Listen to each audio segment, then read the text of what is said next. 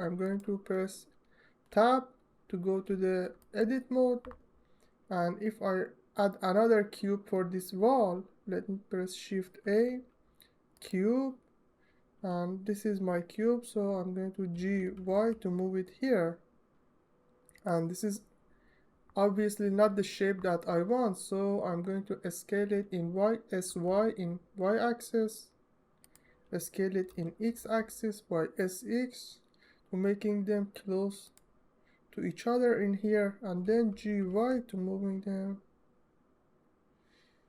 here. And we also need to move it up, so GZ to move it up. And now we need to create, and let me watch. Okay. I need to move this face a little more in Z axis,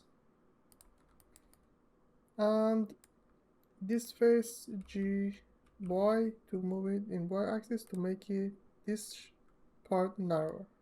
And I think this is now close to the shape of the stairs. It doesn't really need to be exactly like this. I only want you to learn the techniques.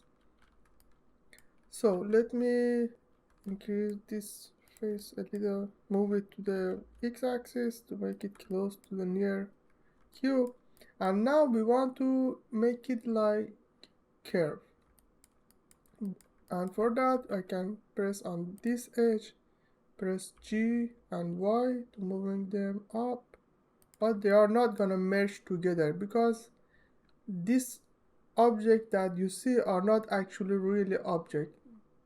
They are created by the modifier, and what Blender see is actually this object. So for merging the object in array modifier, you need to come here and activate the merge. And if you close your vertex together enough, you can see that the vertex are gonna merge together. And if you need to increase the minimum distance for them to merge together, you can open this menu and increase the distance. Okay, and now they are merged together. And for the bottom, you can also need to merge them, so let me move these two vertex up,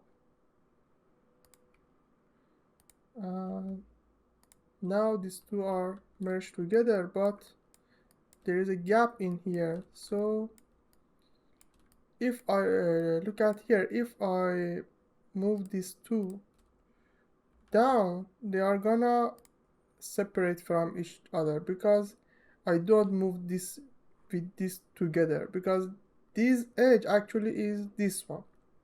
So let me back to the previous position, select both of them and then move them down. And now if I look at my wall, all of them are merged together. Okay, but one of the things that you need to be careful is that when you create this kind of shape, there will be a face in your geometry all the way to the top. And if at some point you want to apply your modifier and then add a loop cut here, it's not gonna continue and going all the way to the top because we have face in the geometry that array modifier is created. So before you apply your modifier, let me Ctrl Z, undo. Before you apply your modifier, make sure that you don't have any face in your object. And what I mean is, this is all the face that I have in my object, so it's better to select on this face, press delete and delete face. And we also have, you can see that we also have this face here, and this face is actually this face of the first object, so I need to actually delete this one too. So I press delete and delete face, and you can see that right now it's empty, but it's okay. I'm going to apply my modifier first, then go to the edit mode, select this edge and press F or vertex, new edge face from vertices. And now if I use the loop cut tools, Control R shortcut, you can see that all the edges are gonna continue and go to the top. And this is all the thing that you need to know about array modifier. There are also more things about UV and caps, but it's not really important for now in this part of modeling. So see you on the next video. I really tried to explain the whole array modifier in this tutorial, but there was some part that I didn't explain, and that was the curve part. And curve part is for the objects that are curved.